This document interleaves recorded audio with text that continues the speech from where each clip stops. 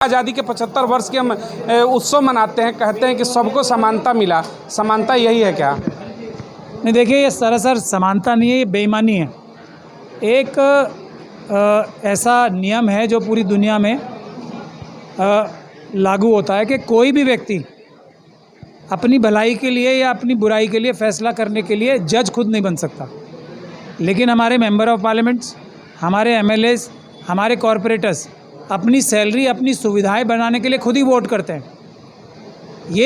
ये जो principle of natural justice है उसके खिलाफ है। तो आप समझ सकते हैं कि ये बेईमानी क्यों हो रही है। और इस देश की संपदाओं पे, इस देश के जो भी संपदा है उस पे अगर सबसे पहला हक किसी का आता है तो वो schedule caste, schedule tribe community का आता है। और शेड्यूल कास्ट कम्युनिटी में भी जो वाल्मीकि समाज है, जो सफाई कर्मचारी हैं, क्योंकि वो सबसे मुश्किल काम कर रहे हैं देश का, ऐसा काम कर रहे हैं जो कि लोगों को बीमारी से बचाता है, देश को स्वच्छ रखना। मोदी जी बड़े बड़े दावे कर सकते हैं, बहुत सारे पैसे, ऐसे इल्ज़ाम लगते हैं कि उन्होंने बहुत सारे पैसे स्वच्छता आंदोलन जो चलाया था उसमें चुराए गए हैं पैसे, और हज़ारों लाखों करोड़ चुराए गए हैं। लेकिन जो असली लोग अपनी जान हथेली पर लेकर देश को स्वस्थ रख रहे हैं, उनके साथ ऐसा व्यवहार जो कि किसी दुश्मन से भी नहीं किया जाएगा। मेरा ये कहना है कि सफाई कर्मचारियों का, वाल्मीकि समाज का इस देश की संपदाओं पे शेड्यूल कास्ट कम्युनिटी के अंदर भी सबसे पहला अधिकार है। आपने देखिए वाल्मीकि समाज का जिक्र किया, मैं एक चीज़ चर्चा में लाना चाहूँगा। जब इंटरनेशनल लेवल की बात करते तो देश की छवि ऐसी पेश की जाती है सफाई कर्मचारियों को लेकर के, पैर धोए जाते हैं देश के प्रधानमंत्री सबसे पावरफुल पर्सन के साथ। तो दिखाया ऐसा जाता है इंटरनेशनल लेवल कि देश में सबसे अगर अच्छी स्थिति किसी की है तो निचले तबका का जो शेड्यूल कास्ट है, जो सफाई कर्मचारी है, उसकी है। लेकिन वहीं जब ज़मीनी हकीकत पर आते हैं तो यही वाल्मीकि समाज आज से एक हफ्ता पहले जंतर मंतर पर व्यापक प्रदर्शन करता है कि संसद के अंदर जो रिपोर्ट पेश की जाती है कि जहरीले गैस से जो मृत्यु होती है नाले सफाई कर्मी, उसमें मात्र 50 का लगभग का आंकड़ा दिखाया गया, जबकि आंकड़ा कहीं इस आंकड़े से बहुत ऊपर है। देश की बात करते हैं, 21वीं सदी का भारत है, विश्व गुरु बनने वाला है, और अभी तक हमारे पास वो इक्विपमेंट नहीं है कि उन सफाई कर्मचारियों को दिया जाए जिससे जहरीली गैस से उनकी मौतें बंद हो सके। तो ये तबका जो है आखिर नज़रों से क्यों ओझल हो जाता है सरकार के? देखिए, राम जेठमलानी जी मोदी जी के वकील रहे हैं और अमित शाह जी के भी। उन्होंने मोदी जी को भी और अमित शाह जी को भी चीटर कहा, यानी कि ठग कहा है। चीटिंग करके ही ठगी होती है। तो जो ठग है वो लोगों को धोखा दे के ही किसी को चीट करके उससे पैसे या उसकी वस्तुएं ले सकता है। मेरा ये मानना है, जो ये सिंबॉलिज्म करते हैं ना, जो ये दिखावा करते हैं कि किसी के पैर धो के पी लिए या किसी के साथ बैठ के खाना खा लिया घर जाके उसके, ये लोग सब चीटर हैं, ये सब फ्रॉड है, ठगी है। कोई भी करे, अधिकार नहीं दे रहे, बल्कि उनके अधिकार जो छीन रहे हो उसको, उसके ऊपर एक पर्दा डालने का, जैसे अभी मोदी जी करते हैं ना, जो हमारे देश के जो गरीब लोग थे उनके ऊपर एक पर्दा बिछा देते हैं। अभी G20 में भी जो गरीब लोग सड़क पे बैठ के भीख मांग रहे थे उनको वहाँ से हटा दिया गया और एक पर्दे से लगा दिए गए सुंदर सुंदर, ताकि जो असली हकीकत है वो छुपा ली जाए पूरी दुनिया से।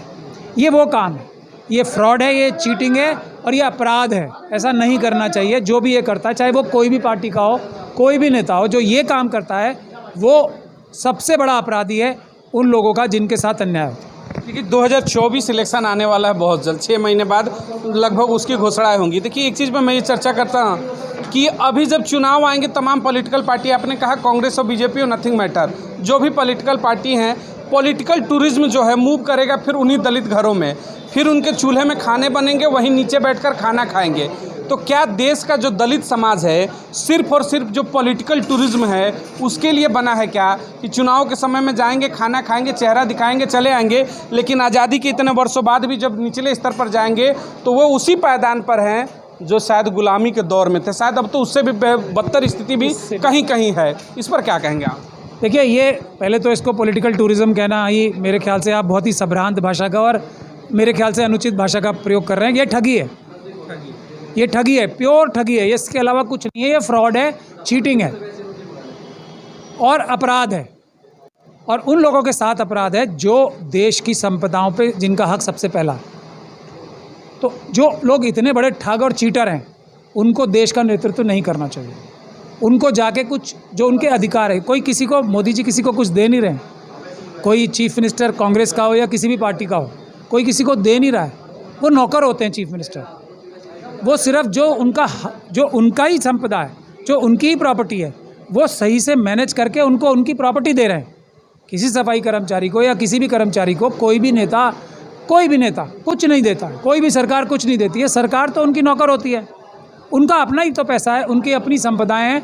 ये देने का कौन सा वो है? सिर्फ उनका अधिकार उनके हवाले करने की बात, जो चुराया जाता है अडानी अंबानी जैसे लोगों द्वारा। तो इसको देना कहना हमें बड़ी तकलीफ़ होती है। जो लोग इसको देना कहते हैं वो भी चीटिंग है। कहना इसको देना ये होना चाहिए कि जो अडानी अंबानी ने चुराया है उनसे, उनकी चोरी लेकर, चोरी के पैसे चुराए हुए जो हैं वो उनको देना हर एक सरकार का फ़र्ज़ है, कर्तव्य है, जो कोई सरकार नहीं करती है। ये बात एक हकीकत है।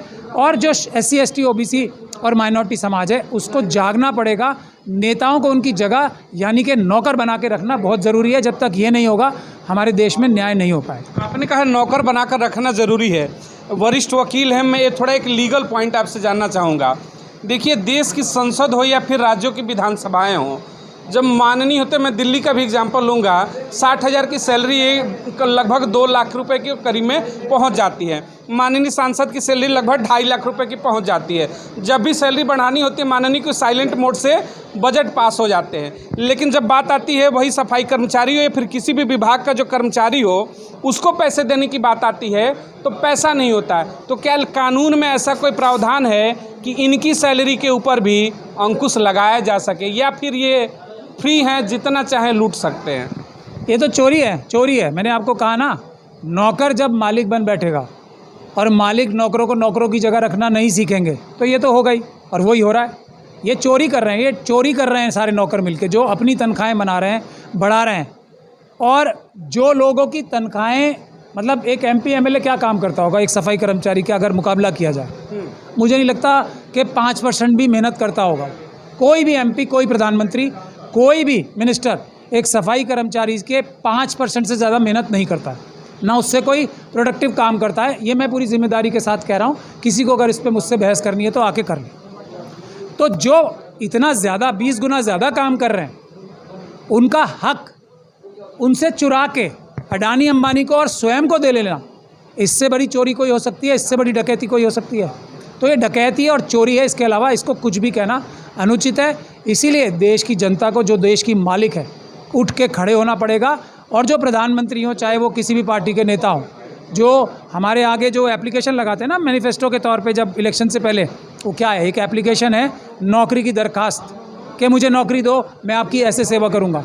जो ये धोखाधड़ी करके बड़ी बड़ी नौकरियाँ प्राप्त करते हैं, उनको नौकर दोबारा बनाना और उनको उनके खिलाफ उनको सज़ा देना, ये जनता जब तक नहीं सीखेगी, जब तक हमारे देश का उद्धार नहीं होगा। आपने कहा ना कि ये देखिए चोरी करते हैं, तो चोरी के लिए कानून में प्रावधान होता है कि वो जेल जाएंगे, IPC की धाराएं हैं। मेरा सवाल वही था कि नेताओं के लिए क्या मतलब विधान कोई बना नहीं है क्या? उनके ऊपर कोई कंट्रोलिंग पावर नहीं है क्या? ये आउट ऑफ कंट्रोल है क्या? जो चाहे करेंगे, अपनी सैलरी बढ़ाएंगे, सुविधाएं बढ़ाएंगे। लेकिन देखिए, आशा बहुएं यहाँ अभी दिल्ली में धरने पर बैठी हैं लगभग हफ्ते दिन से। मैं बता दूँ आपको, बड़ा आश्चर्य होगा, महिला इस देश की 80 रुपये पर डे, सोचिएगा, एक दिन की इनकम मात्र 80 रुपया।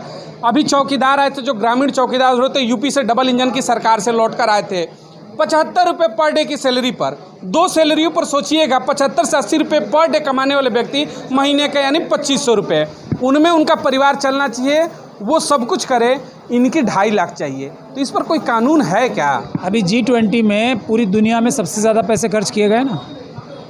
अधिकार किसका था इस पैसे पे? पहला अधिकार इन लोगों का जिनका आप जिक्र कर रहे हो, जो सफाई कर्मचारी हैं, जो दूसरे कर्मचारी हैं। मैं यही कह रहा हूँ ना, एकदम ये अपराध है। और अभी IPC को बदल के अमित शाह जी कुछ और चेंजेस ला रहे हैं उसमें। तो सबसे पहली चेंज तो यही लानी चाहिए, जो नेता जनता का हक, जो सफाई कर्मचारियों का या दूसरे कर्मचारियों का हक है, उनका हक है, वो चुरा कर अपने आप हज़ारों करोड़ के जहाज़ों में घूम रहे हैं। अपने मेकअप के ऊपर पूरी टीम लगी हुई है, सैकड़ों लोगों की, मतलब सुंदर दिखने के लिए। तो ये अपराध है।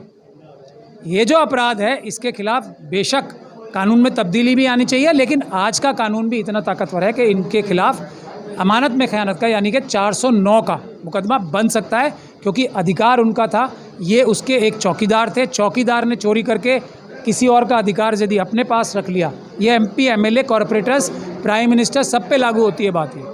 तो वो 409 धारा 409 आईपीसी की लगती है, उसमें उम्र कैद है। मेरा तो ये मानना है और ये मेरी कानूनी समझ भी है। तो मैंने आपके सवाल का जवाब दे दिया मेरे ख्याल से। चलिए, बहुत बहुत धन्यवाद। ये थे हमारे साथ महमूद प्राचा।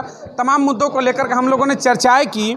बात देखिए वही होती, फिर दलित समाज की लेकर के 24 चुनाव है, मैंने वही फिर से कहा, पॉलिटिकल टूरिज्म लगेंगे, फिर से कहेंगे दलितों का उत्थान होगा, लेकिन क्या धरातल पर उत्थान होता है क्या? अपने भी विचार प्रकट करिएगा। जय हिंद, जय भारत।